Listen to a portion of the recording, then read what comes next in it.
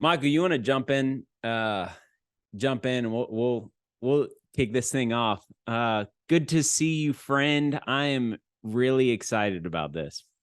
I am so excited too. We had so much fun together in June down in Atlanta way filming this, and I can't believe it's already here. Yeah, I'm excited.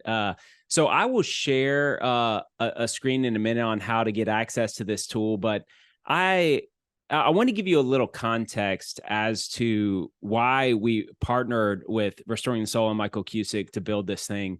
But if you don't know, Michael is founder of Restoring the Soul. He's been a professor, he's a psychotherapist, a trauma specialist, a spiritual director, a speaker, an author.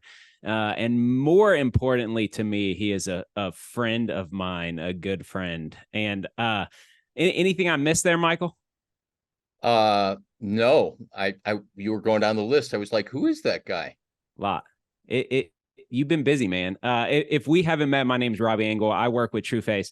So Restoring the Soul and Trueface are both nonprofits.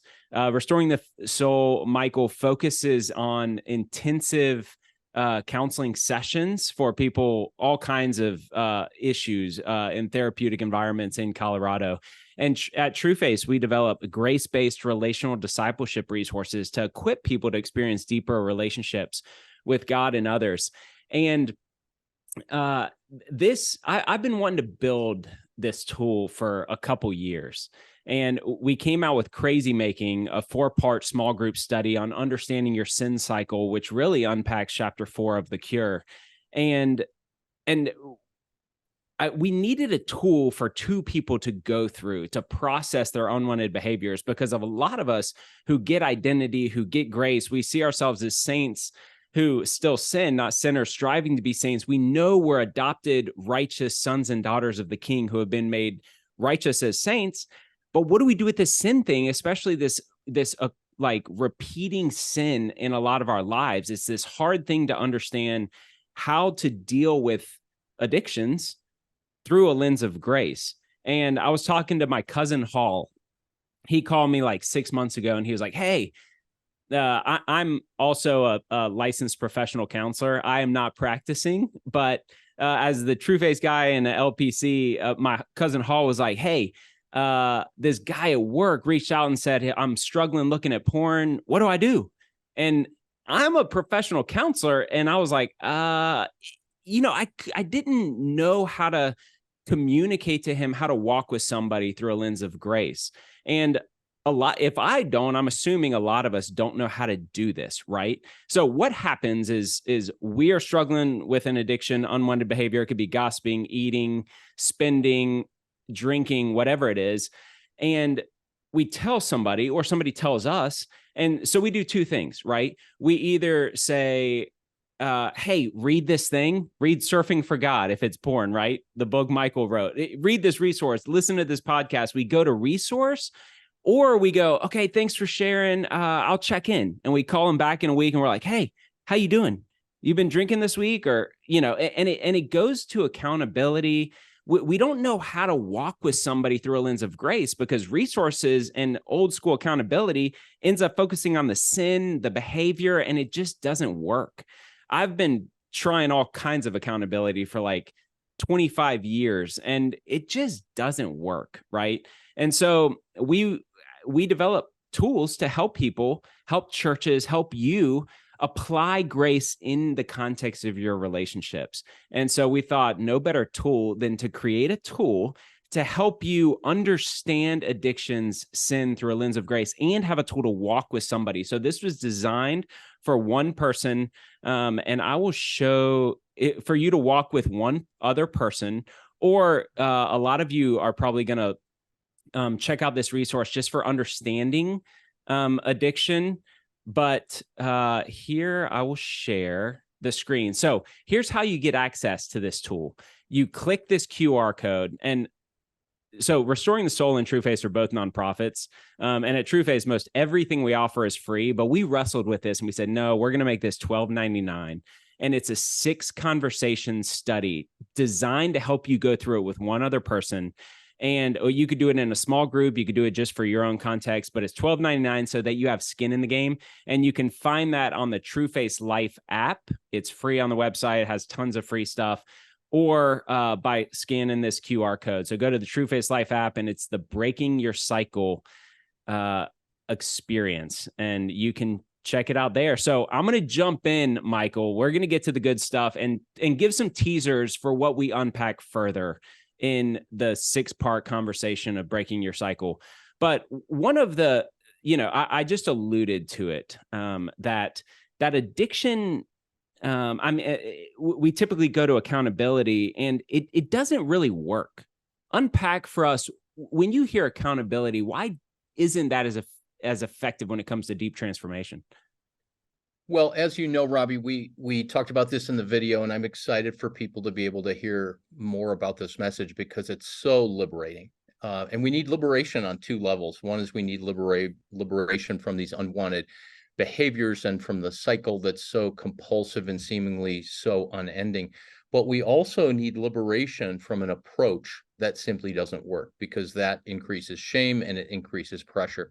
But I was talking to somebody about an hour before the webinar began, and it's a friend of mine, and the conversation came up about accountability.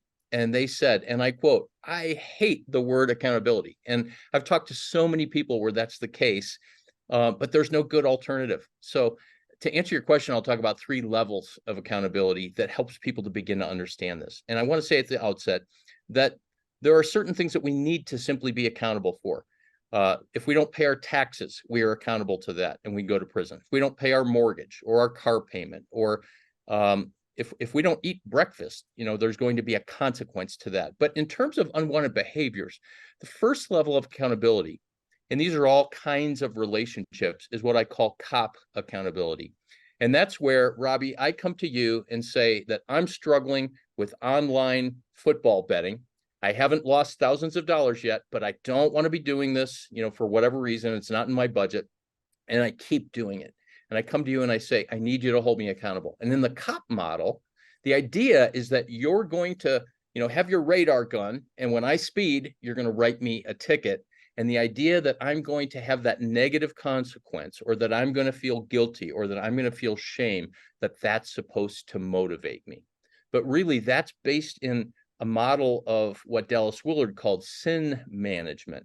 And the problem with that is that as the shame comes, because I will inevitably either lie about what's happening, because addicts and compulsives lie, or I'm going to feel pressure that's going to make me feel inadequate and deficient. And if I somehow succeed, then I'm going to feel pride. Like, wow, I did this. I'm great.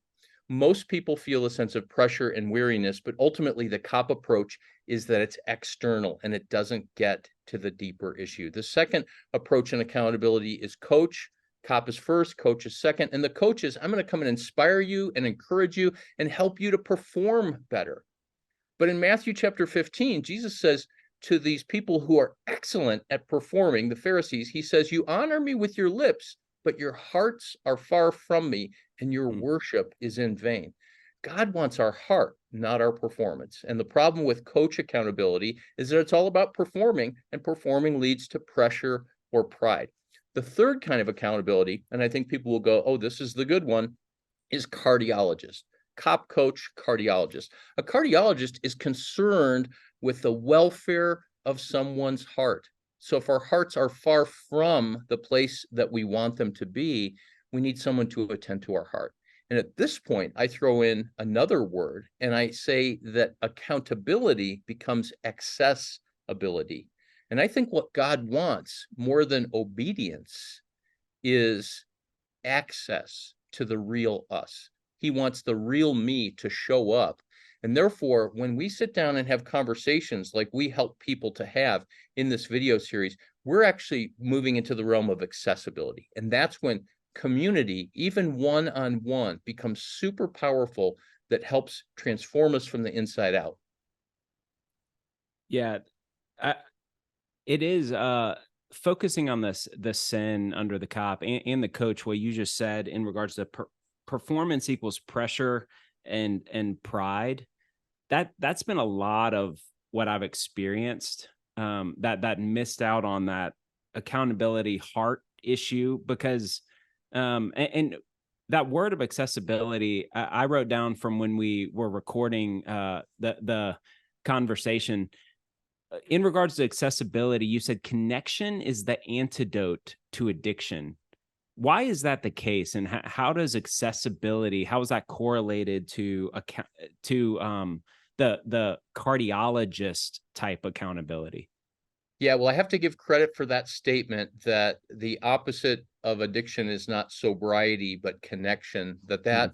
That's from Johann Hari, who gave a TED talk that can be found online called Rat Park. And it's all about this study that was done with rats. And that is ultimately true because an addiction is a kind of relationship. Uh, One of my favorite definitions of addiction, and I taught addictions classes to counselors for years, and I would on the first day I would take out all these different definitions and explore them and look at why certain ones were valid and others were not. An addiction is an unhealthy, mood-altering relationship with a person, a substance, or a behavior. And I'll say that again. It's a mood-altering relationship with an unhealthy mood-altering relationship with a person, a substance, or a behavior. And so we relate to, we attach to, we give ourselves over to these behaviors to put wind in our sails, to lift us up, to give us a sense of comfort, a sense of fulfillment, a sense of significance, to allow us to feel soothed or allow us to feel secure. And if we don't replace that addictive compulsive relationship with an actual relationship where we can get that same need met, either in real time or with a real person, the way that God designed, then we'll either replace that behavior with something that's still unwanted, or we'll continue to struggle with it.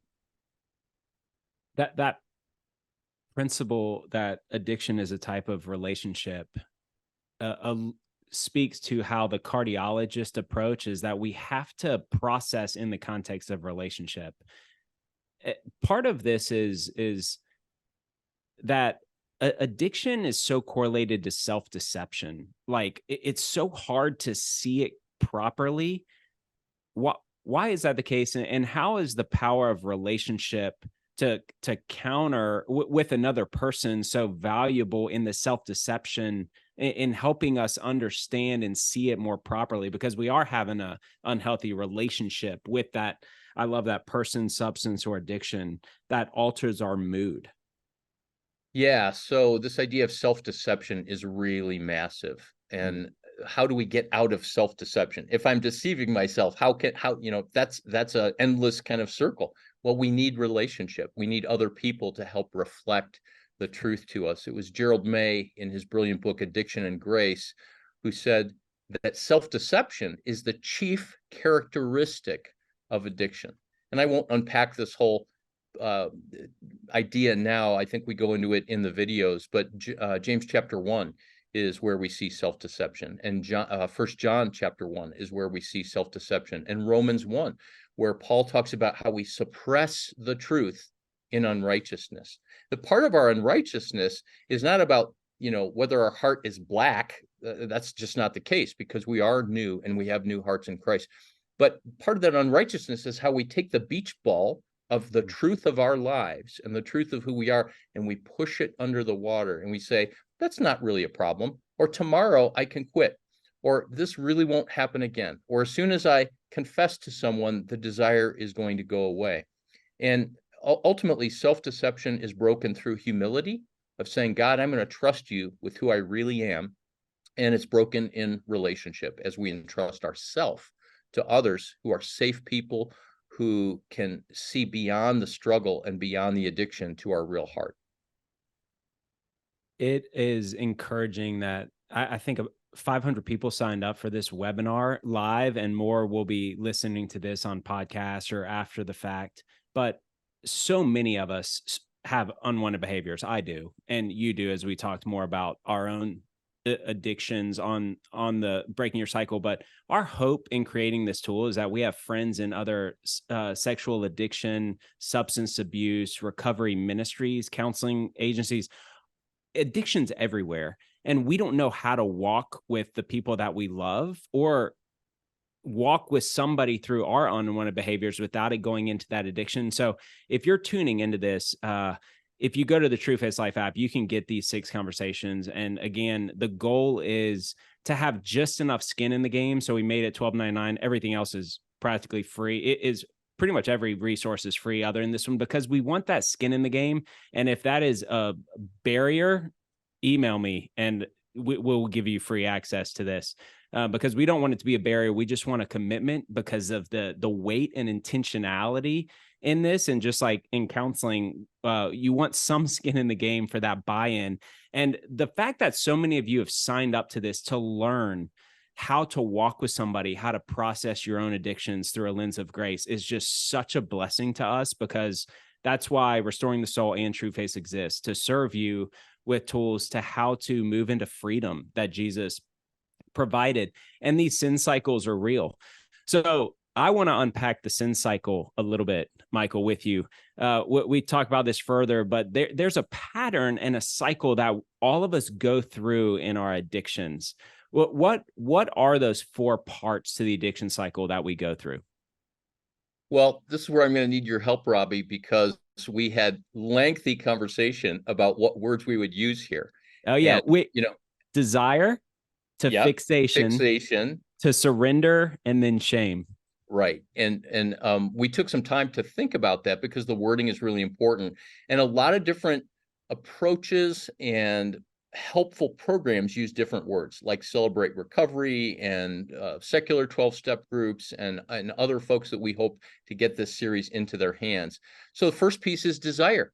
And with most unwanted behaviors, if I want to go online and do football betting, if I want to go on Craigslist and buy more stuff, if I who collect watches want to go and buy a watch, or simply to go online and to look at watches for the purpose of giving me excitement, save that picture, put it in my folder, and then that's the watch that I'm going to want. See, we don't actually have to engage in the behavior. There's a kind of ritual that can happen that can be just as compulsive.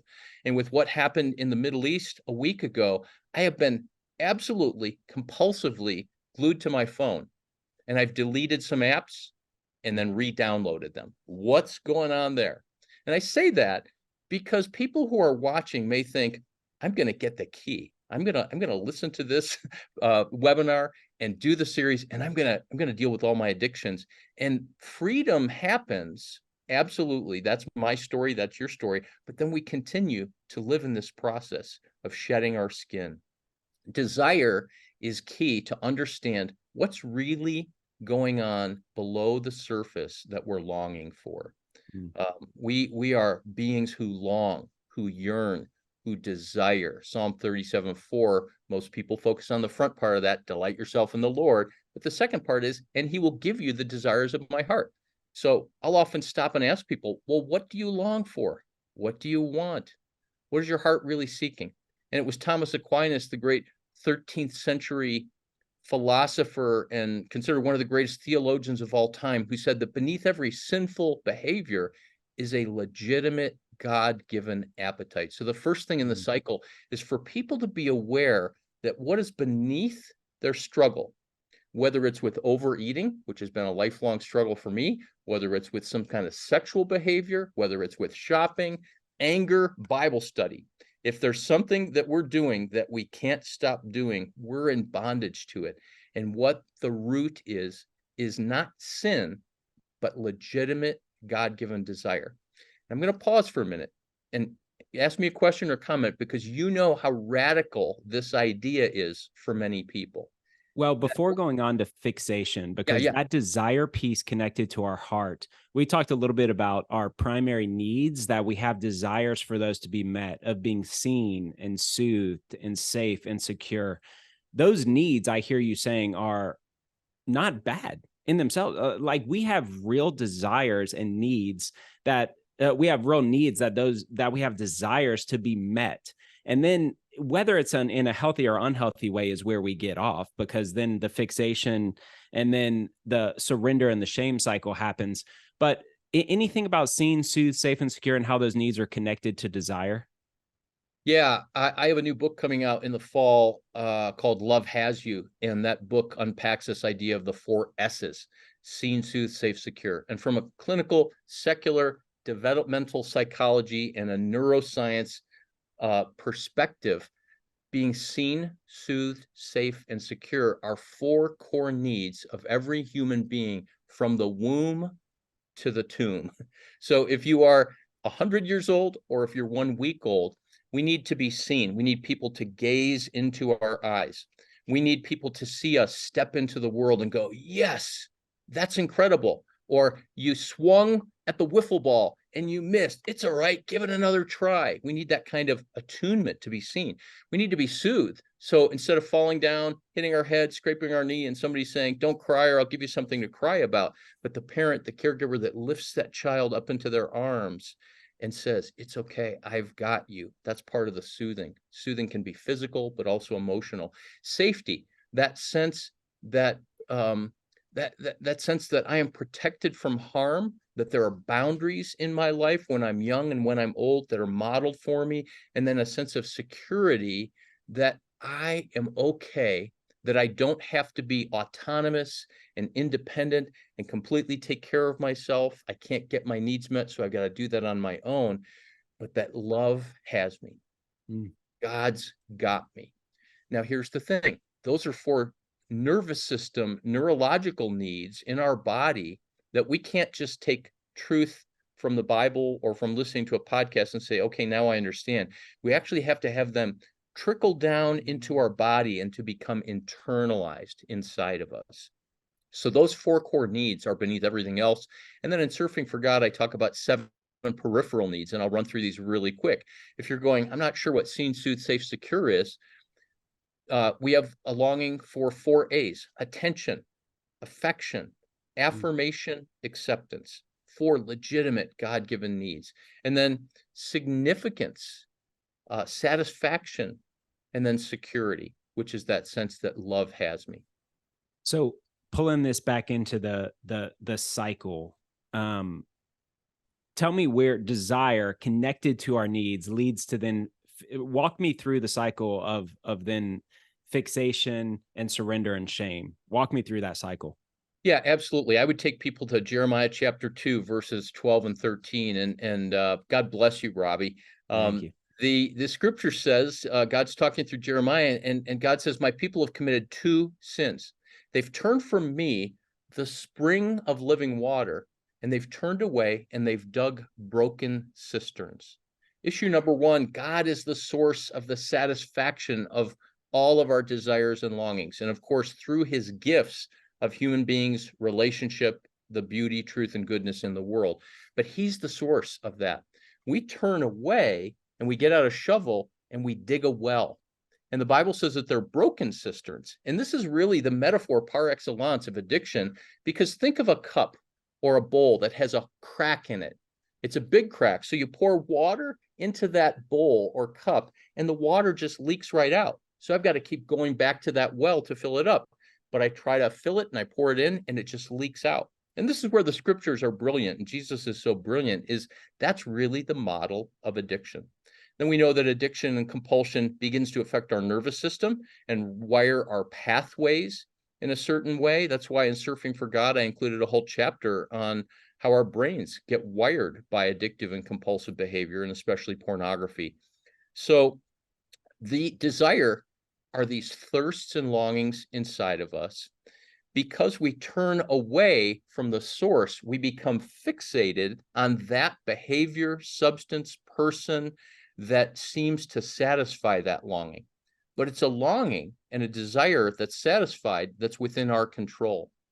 But because there's a crack in the pitcher, the bowl, the cup, it's going to leak. And now I have to keep going back and back and back, and I can't control that any longer.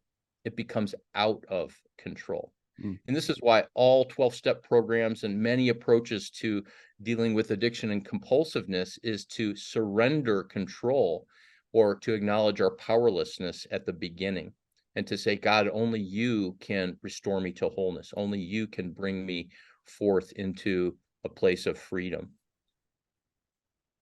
So That, all right, walk me through that more, because I want, how does that lead into the fixation piece and then actually surrendering to buy something, look at porn, and then that spiral of shame back to desire? Yeah, so I'll use the example of watches. I grew up lower middle class in a blue collar family. And so somewhere along the way, it's actually in second grade, made my first communion in the Catholic Church. I was given this beautiful kid watch. I lost it on the way to Sunday school, on the way to catechism. And I cried, and it was really a deep disappointment. But as I grew, there were kids in my school that were, quote, wealthy and from richer families. And I started to realize they've got nice things and I don't. You know, I've got the Kmart tennis shoes, so to speak. And along the way, I realized one of the really cool things that successful men have are really nice watches. And so I'd start to focus on watches, and I'd start to say, if I had that watch, then I'd be somebody.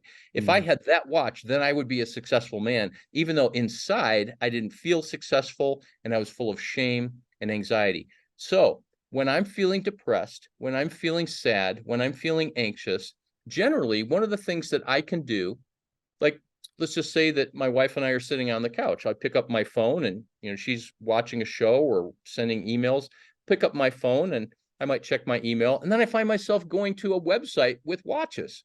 And I've got, you know, my list of top 3 watches and that kind of thing. And what that does is that fixation on it expands my soul. It begins to release chemicals in my brain. And the neural pathways kick in, and it literally gives me a sense of well-being.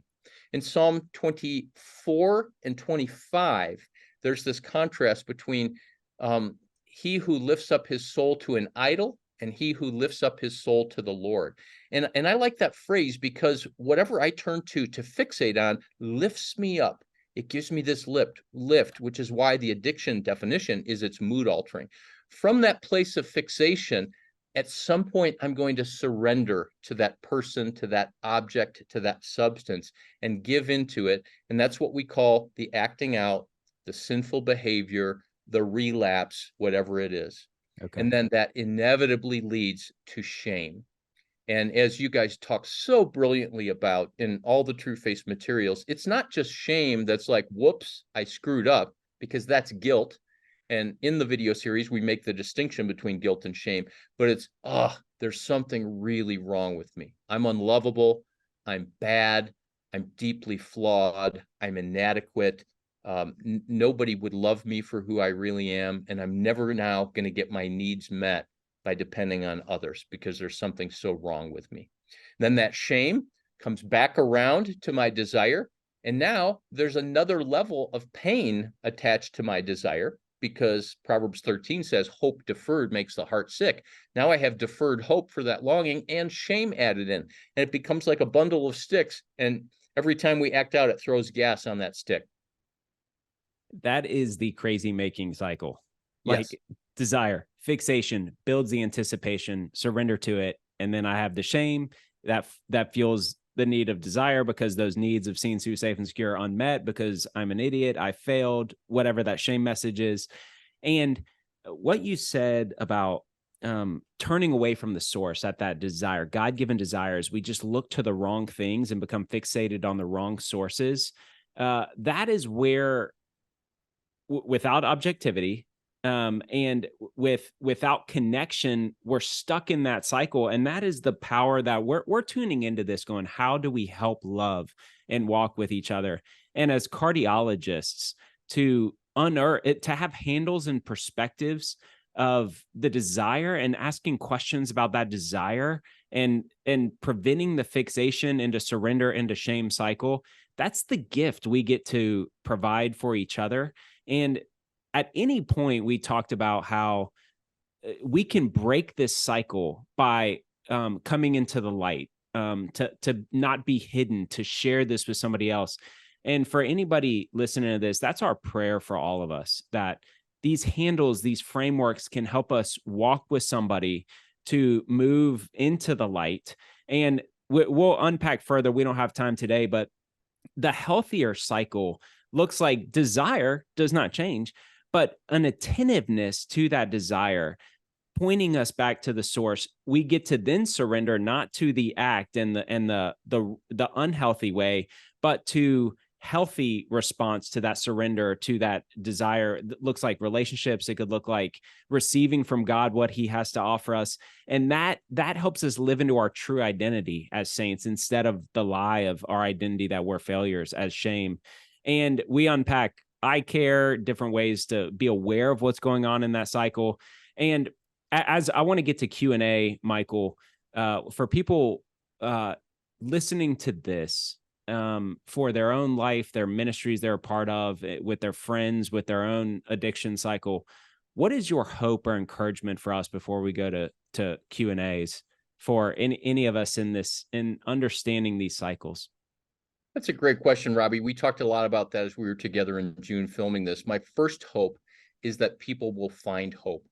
Because when you're struggling with an unwanted behavior, whether it's something kind of benign or whether it's, life-threatening, like many addictions can be, or whether it would put you in jail because you cross certain lines, or whether it makes you bankrupt, that people would find hope, that there's a way out, that there's a way that you can access and move into the abundant life that Jesus promised.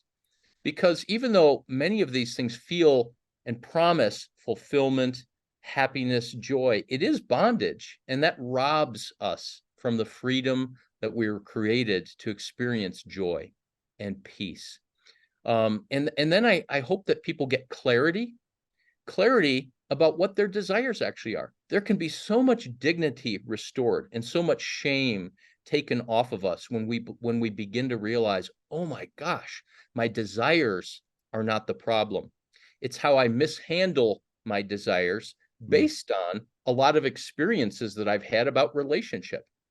And then finally, I think, and this is always kind of secret in my heart whenever I'm teaching about anything related to the soul and addiction, I think finally I would hope that people have a greater sense of healing about who God is. We all need our image of God healed. We have beliefs about God in our head, but really what plays out on a day-to-day basis is what picture of God we have in our head and what he's really like. And I want to just say that I spent so much of my life as a young Christian, and even recently, thinking that, okay, what I need to do with this compulsive behavior is I just need to turn back to God, turn back to God, turn back to God, because Jeremiah 2:13 says that he's the source. So I just need to focus on him and spend more time with him.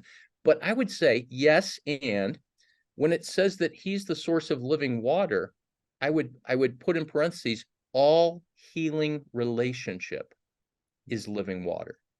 So oftentimes it's easier for the person that doesn't want to come clean with their behavior, whether that's something shameful or stigmatizing or not, it's easier to just go to God and talk to him about it and say, please take this away or bring me freedom, when really what's required is the humility of entrusting myself to another person. So the living water may very well be the person that you do this 6-week course with, and God uses that person and some of this curriculum to help break you. So God is the source of living water, but it's always his gifts, including his people, and it's always relationship in which we're healed. And it's virtually impossible, if not impossible, to break free from something that is habitual and compulsive in isolation. Let it be so, God. Man, that is my hope. And I'm going to start this with a friend who in his humility reached out recently and said, hey, I'm struggling with this thing, and with Christ in me and the Holy Spirit in me, to be able to love him alongside the Holy Spirit, and in that vertical and horizontal relationship, the beautiful way God designed us, in that love God and love others. And this is the way of following Jesus. That's our hope, that this tool helps you do that and know how to do it. I built this for myself because I don't know how to do it well. And so I'm going to do this with him and process these questions. So there's a QR code to access this course, or if you are listening to this without the video, just go to download the Trueface Life app and click on Breaking Your Cycle. And it's 6 conversations, and a conversation is really a 10-minute conversation, a 10-minute thought principle of teaching between Michael and I, setting up the gold, which is about 4 open-ended questions for you and one other person or a small group to process, or even individually. And then at the end, we leave you with a resource, some good questions to check in with each other on a consistent basis, to just go use those questions and check in with those questions on an ongoing basis to provide a path, some rails to walking with somebody as a cardiologist, in love and understanding their desires and their heart leading to the addictions, because that is the innate source that we just replace lies with. We replace truth with lies, and we go to unhealthy sources, and we are normal in that process. That's part of this maturing sanctification process. So Crawshaw, if you want to come back in, I say we get to some Q&As and get into some answers, or at least try.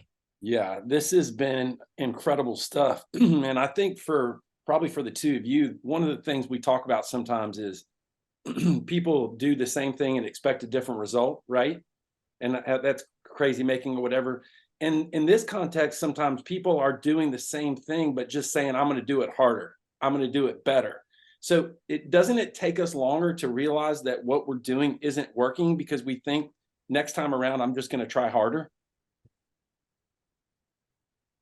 Robbie, you want me to field that? Yeah, jump in. Yeah, I think part of the process in the fixation is coming to a place of realizing that trying harder is not going to fix the problem. For me, it took 14 years as a believer to come to the end of myself to say, I've got no game. I can't do this. I am powerless. I'm 59 years old. A year ago, November 1st, 2022, I had to admit to a group of people, to dear friends, to my family, and to my sponsor that I am a compulsive overeater and addicted to sugar, and that I'm powerless to do anything about it, because I've had so many diets where I've lost 20 pounds, 30 pounds, gained it back, lost 40 pounds, gained it back. And I said to myself, to God, and my best friend, I will not go on another diet to do this again. That is crazy making. And what the solution was powerlessness.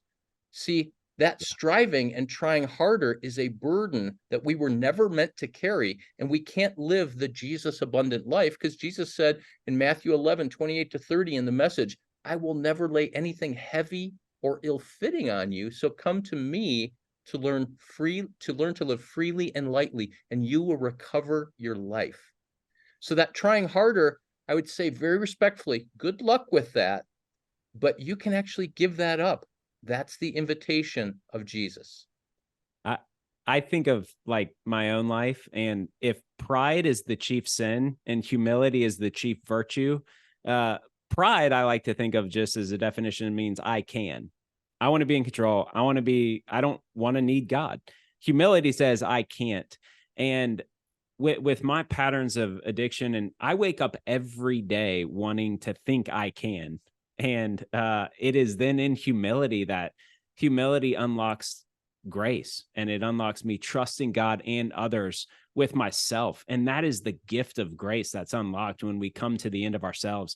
And so what an opportunity to experience love, to receive love, to let God love us and others love us in this space of, hey, I've done this a lot of times and it's not working. I would love to process with you and let you love me, God and one other person. That's the gift of this journey. And I wake up every day not wanting to do the humble surrender game. I don't like it. Yeah. Yeah, Robbie, that whole idea of what you said and tying back to self-deception, the big self-deception is saying, I can overcome this. I will overcome this through my effort and through trying harder. And the good news is I don't have to. Can I make one quick comment? Because I'm not seeing the questions, but something popped up. I don't know why I saw this. I think it's really important. Somebody said, I'm an introvert, and connection with people can be exhausting and overwhelming. And how does connection help? And I think a lot of people will benefit from this. Connection always has 3 levels of connection. There's a connection to our own being. There's a connection to self. our body, mind, emotions, and will, which is what the soul is, connection to self. Then there's connection to others, and then there's connection to God. And if I'm not connected to myself, my connection to God will be at best cognitive and intellectual. And if I'm not connected to myself when I'm connected with others, it may not really be a connection. And there might be parts of me that are really being held back. And therefore, if my deepest desire is to be loved and known, which I believe is the deepest desire of humanity, then I'm going to come up empty every time in that relationship. So I honor the introverts. I thought my whole life I was an extrovert, and I'm an ambivert. I'm right on the line. And I need to get away and connect to myself. Then I've got the energy to go to others. Yeah, that's great. Michael, I'm looking at the exact question that you're looking at. And I actually wanted to ask you the question up above that, which was written by an anonymous attendee who wanted to ask about, will you be addressing how to live with someone with addictions or problematic behaviors? We don't address that in the videos, except to say that this will actually help you to understand what's going on. You know, if you are in a relationship with someone with any kind of compulsive behavior, it will be crazy making to you. And what I would say right now, this is the mantra of Al-Anon for people that live with alcoholics. You didn't cause it, you can't control it, you can't cure it. And that knowledge in your head won't help as much as integrating that into your body, because that's a journey to learn how to surrender, changing the person's behavior. I would also turn to the Serenity Prayer, which originally wasn't in the 12 steps. A 1930s German theologian by the name of Reinhold Niebuhr wrote a long prayer, and AA borrowed the beginning of it. God, grant me the serenity to accept the things I can't change, the courage to change the things I can, and the wisdom to know the difference. So if you're living with someone with an addiction or compulsion, pray that prayer. And it's a very biblical prayer, and you can even Google Reinhold Niebuhr and find the rest of it, because it's beautiful. It's just a beautiful prayer. That's great. Robbie, do you mind putting up that QR code again real quick while I ask Michael this next question? So Michael, someone wanted you to expand on the comment you said, and that's the QR code where you guys can go directly to our app where Breaking the Cycle is there. And what Michael was just referring to, you know, instead of trying harder, what if we tried a different approach? And that's what these conversations are all about. Robbie and Michael also do some modeling in Breaking the Cycle, where they actually demonstrate how to have some of these conversations, which is incredibly powerful. There's questions for you that you can go through. And somebody asked, does the Trueface app look like a fingerprint? Yes, that's exactly what it looks like. You can scan that code. It will take you directly there. So Michael, the question was this, that you made the comment, my issue isn't with my desire, but how I handle my desire based on what I've learned in my relationships. Can you expand on that? Yes. My friend Kurt Thompson, who's a psychiatrist who wrote a book called The Anatomy of the Soul, and most recently, The Deepest Place, he says that God inherits the same neural networks that we have in relation to other people. So we come into the world and our brain is being formed up until we're about 26, 27 years old. And we either develop the apparatus to live in a way where we can be seen, soothed, safe, and secure, and other people relate to us in a way where we can feel secure in our own skin. But research says that only about 60% of Americans have this secure kind of attachment where we feel comfortable in our own skin to be able to get our needs met reliably by another person who is safe, who soothes us, and who sees us. And so when I say that that God gets those same neural networks, we have these neural pathways toward these behaviors, and we have to begin to let those neural pathways be rewired.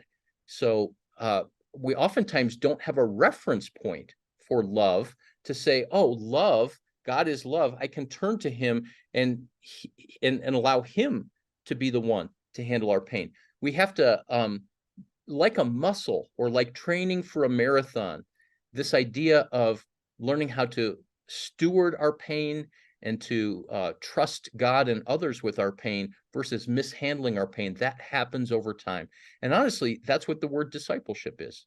Jesus didn't invite us to be his followers by saying, okay, now that you've understood and you're going to do it just right, I want you to follow me. He said, pick up your nets and follow me. And you're going to lose your life, your way of doing things, your way of trying to find happiness and satisfaction. You're going to surrender that over time, and you're going to find life in me. And you're going to be able to handle and steward your pain in a way that actually makes you more alive, and it makes you more of who you're meant to be as opposed to less.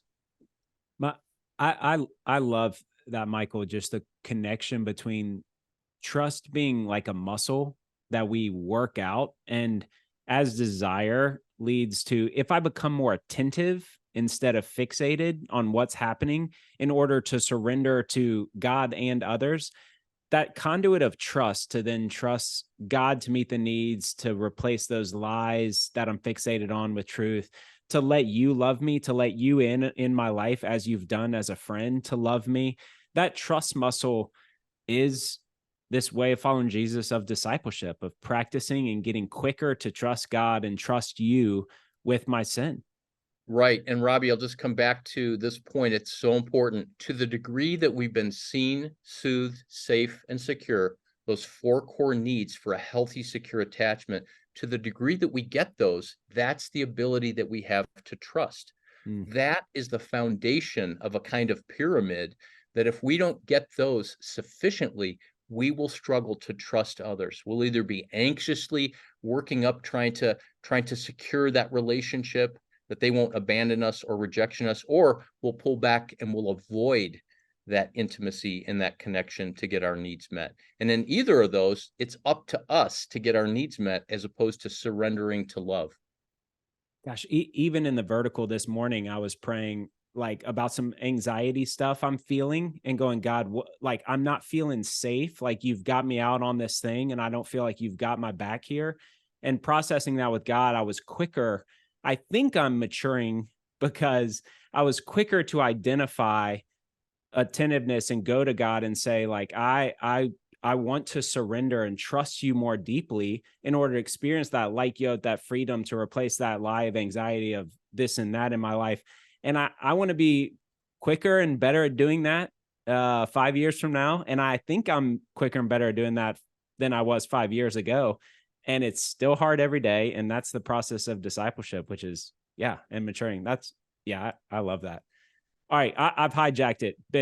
Benjamin, I'll step back and let you go to another question. You're good. We have 8 minutes left. If you want to, you can go back to full screen. We're just going to fire away with a few others. But Michael, I wanted to give you an opportunity while everyone is here. A few people are asking about your book. You said it comes out this fall, correct? Yeah, that's correct. I think I referred to Surfing for God, which I wrote in 2012, and that's called Surfing for God, Discovering the Divine Desire Beneath Sexual Struggle. And that's my personal story out of sex addiction, but also a model of healing for men. It's applicable to women, but it's written for men. Others have found it helpful for things like eating issues, etc. But the new book is with InterVarsity Press, and that's coming out in the fall of 2024. It's called Love Has You, subtitled to be determined, but it's really all about how these 4 needs of being seen, soothed, safe, and secure are the foundation for our ability to attach securely to God and to rest deeply in his love. Yeah, that's great. And a lot of people in the chat stream were talking about how they listen to your podcast. They're big fans. It's extremely helpful for them. So that's awesome. And we appreciate you guys and you and partnering up with us on all of this. We're very grateful for you. I'm so honored to be able to do this. I love Trueface. I love Robbie, and I love what you guys do. So Robbie, somebody asked if it was possible for you to do this conversation, the Break Your Cycle conversation, with a couple of different people, all being one-on-one, but at the same, 4 or 5 different people. Can you go through it at the same time? Yeah. I mean, if you're if you have the margin emotionally or time wise to walk with multiple people through this hopefully would be a great framework. And a conversation looks like, hey, Michael, let's do these conversations. I'd love to walk with you through them. So all we do is we watch the 10-minute video sometime during the day, and then let's have a 15 to 20-minute conversation at 4:45 on the drive home on Tuesdays for the next 6 weeks. You can set it up, do it on your own time frame.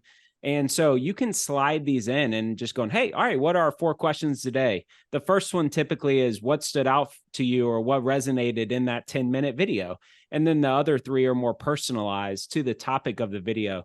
So you can do that with, I think there's a group that wants to try this in a smaller group or one-on-one or with multiple people. Beyond Your Mask is another Trueface conversation that we built, and it is 8 conversations to walk together with somebody to unpack identity and theology and view of God and self. And I think a friend of mine in Montana, Craig Anderson, he's doing that with multiple people at the same time. And so I'm sure if y'all have got the bandwidth, you could do this with multiple people. And the whole goal is we provide tools to help equip you to apply these truths in your relationships, in the circles of influence God's given you. So this came out of y'all asking us to build this tool for you, because Restoring the Soul and Trueface, we exist to serve our brothers and sisters with, environments and counseling intensives and with tools and resources at Trueface. So let us know what you need. This came out of y'all asking for tools and resources. So we hope it helps. Yeah, that's great. Okay, Michael, someone asked, if you are a spouse of someone addicted, is it wise to be the person who goes through breaking your cycle with them, or is it better to have somebody else? I would say it's not wise. And the reason for that is that there's a sense of safety that the person who's the addict probably needs, that it could be activating and dysregulating and potentially even cause some trauma and significant anxiety by doing that. I would say that after long periods of sobriety or freedom, that it could be helpful just to kind of get to know each other. But for the purposes of breaking free, I would say to do it with somebody outside of the marriage or the relationship. Yeah, that's great. All right, we're going to go last question. I told everybody we're going to be respectful of their time. I know we could talk all day. So John asked a question, what role might spiritual warfare play in addictions? And that's interesting because a friend of mine who just passed away at 90 years old, who's been involved in all kinds of like leading addiction recovery groups, he always would talk to me about how there's this point where something goes from an addiction to what he would call a stronghold. And I don't know if he was referring to it in the spiritual terms like John's referring to, but it is an interesting question. Like, where does spiritual warfare and the enemy and all of that come into play with all of this? Fantastic question, and I'm really glad you brought that up. I was in Wichita 2 weeks ago at the Apprentice Gathering, and I saw some names on here where some of those people were in my workshops, and I did a workshop called Spiritual Formation and Spiritual Warfare. And it's usually not talked about because spiritual warfare is often, that's for the charismatics, the Pentecostals, and yet it's a reality in our lives. I think that you're exactly right. It plays out in the form of beliefs and lies. I do believe that there are demonic realities that we deal with. There are also powers and principalities, which are these much bigger belief systems and structures. But 2 Corinthians 10, verse 3 says the weapons we fight with in this battle are not the weapons of the world. On the contrary, we have divine power to demolish strongholds, every belief and lie that stands in the way of knowing God. And we take captive every thought to make it obedient to Christ. Well, anybody who's been around the block trying to get rid of an unwanted behavior has probably said, my pastor, a podcast, my friend told me to take these thoughts captive, right? Lust, thinking about whatever it is that we're going to do. But the problem is we try to take the thoughts captive without demolishing the stronghold. And in Surfing for God, I have a whole chapter on this invisible battle on spiritual warfare. And I wrote Surfing for God right when Osama bin Laden was captured. And I say that applying 2 Corinthians 10:7, taking things captive without demolishing the stronghold, is like the Navy SEALs flying into Pakistan, knocking on the door and saying, oh, hello, Mrs. bin Laden, we'd like to talk to your husband. That's not how it worked. They had to demolish the compound and take out the people inside. And the stronghold are the beliefs and lies that have been internalized, that have come against us, like shame. The evil one primarily uses shame and accusation. Revelation 12 tells us that we have an accuser, but we overcome him by the blood of the Lamb. Sometimes that means literally praying the blood of Jesus, and other times it means I'm standing in the reality of what Christ did on the cross. So we have to identify as part of this process, and we get into this in the video series, not about spiritual warfare, but about the beliefs and lies. What do I believe about myself? Oh, I'm unworthy. I'm a bad person. I'm inadequate. I'm unlovable. Nobody could love me for who I really am. I'll never change. Those kinds of things. As we begin to identify those, there's a spiritual power that breaks, and God has given us that divine power to demolish that stronghold. Yeah, that's great. I mean, that's incredible. The questions keep coming in, but again, I told everybody we would be respectful of their time. info@trueface.org. If you guys want to continue this discussion, we'll get to as much of it as we can. Again, you can follow Restoring the Soul podcast, talk about a lot of this stuff, and check out Breaking Your Cycle to just open up the conversation. That's a lot of what this did. And you guys both acknowledge that sometimes there are people in situations they need to get immediate professional help, right? But this is a place where we're opening up the discussion, or Michael, to your point, sometimes it's just been between God and I. And now the living water is going to have to come in the form of a relationship with another person. And that's what this is all about. 6 sessions, conversations set up. Would love for all of you to check this out, pass this along to somebody. We'll give you access to this webinar that you can forward to some people for them to have an opportunity to listen to it. But Robbie, thank you so much for your time. Michael, thank you for what you're doing and being so generous with your time with us. Grateful for you, and grateful for all of you who took time out of your schedule to be a part of this. We love you. We're grateful for you. Email us if there's anything that we can do to help, and just be looking for more resources like this coming down the pipeline. Love you guys. Thank you. Have a great rest of the day.